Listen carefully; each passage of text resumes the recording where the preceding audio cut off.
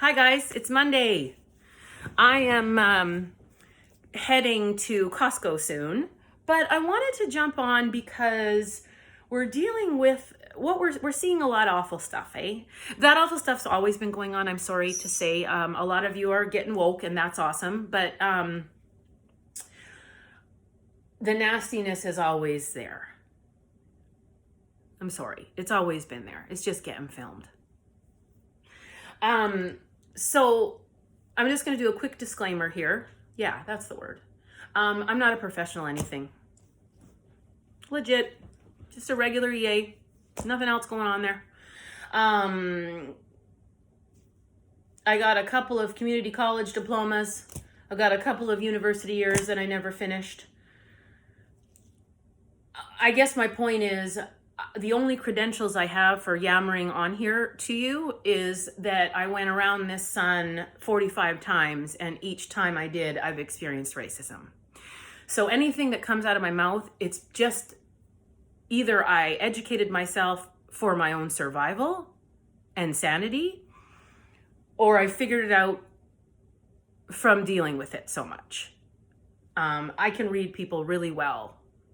It's a survival technique. I have to read them in order to know where they sit so I know how I'm supposed to go on. Not a fun way to live, but anybody from a marginalized group probably agrees with me. We're always reading the room. So when I tell you things, that's the perspective it's coming from. What you do with the information, so it's up to you.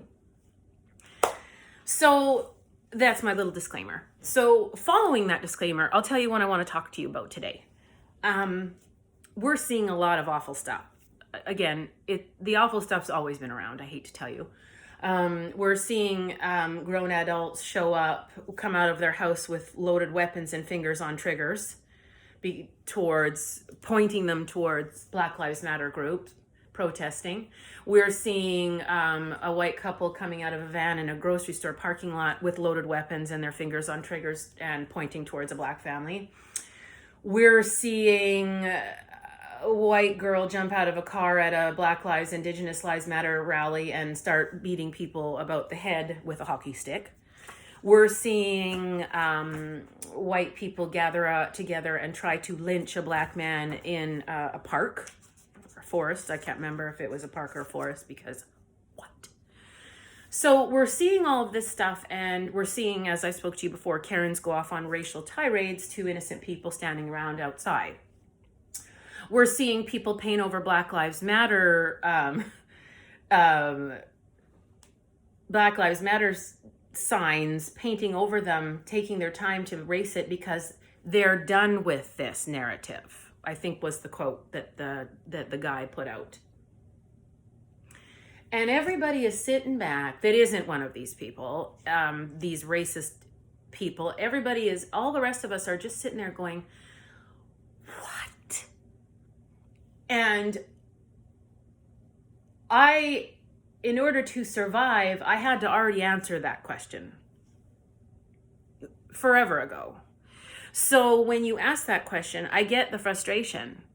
So I've just kind of written down my top 3 reasons why I've always felt that people behave this way. This is definitely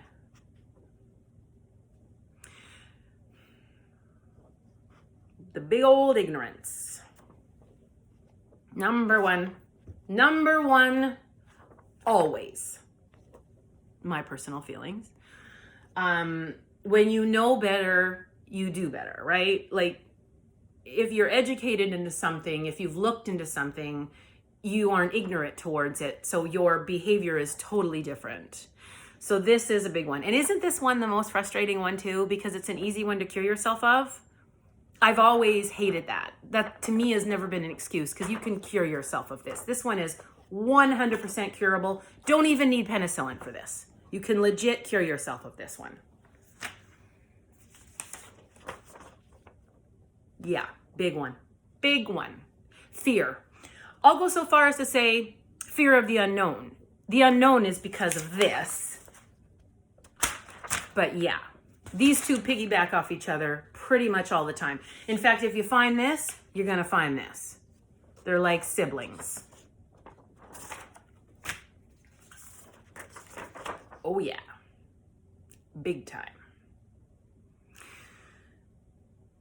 Privilege is an interesting thing, isn't it? If you look at it from afar, it looks pretty good. You get everything you want, nothing ever bothers you. You can walk into anywhere you want, no one ever bothers you. You can have whatever you want, no one ever bothers you. Anywhere you go, you don't have to worry because you have this. It's like the best credit card ever, right? Like, this is it. This is the winner. This is it. The problem with this is it often hangs out with its first cousin. Because if you have this, you unfortunately also have this, because you have never had to fight for anything. Because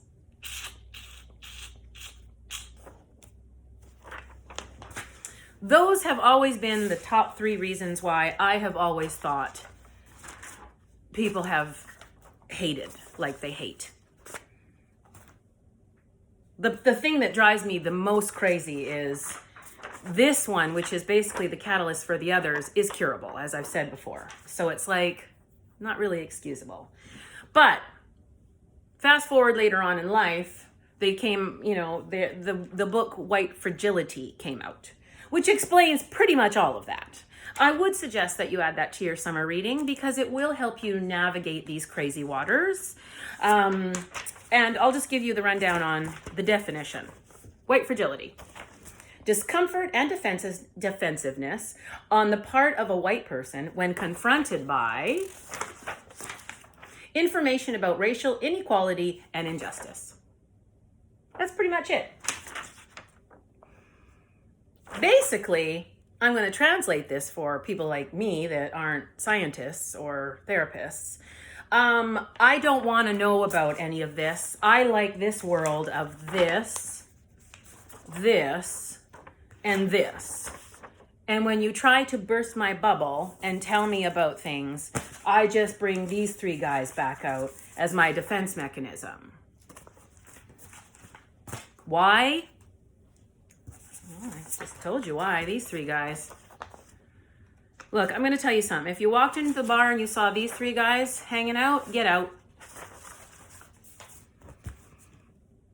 Get out of that bar. Those 3 guys walking up to the bar is never going to be a good joke at the end of the day.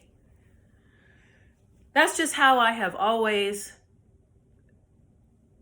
survived, knowing that it wasn't me personally, and it really, at the end of the day, has to do with these 3.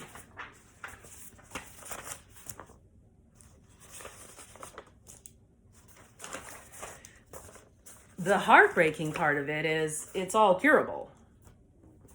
How do we cure it? Keep going forward on that train. Will the hatred and anger burn out? No. Unfortunately, it will get worse.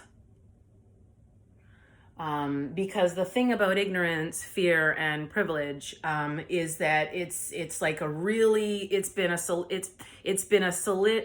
a solid foundation that has been built for hundreds of years. So cracking it is going to be really difficult. But as long as we all stay together on this train and this revolution, we will get there. Or we're going to get to a point, this is more realistic, we're going to get to a point where people that refuse to treat this are lesser and lesser, if that makes sense. There's just less of them and more of all the rest of us. So I don't know if that helps you at all. It helps me a lot because I want to believe that there's more to hate than meets the eye, and there is.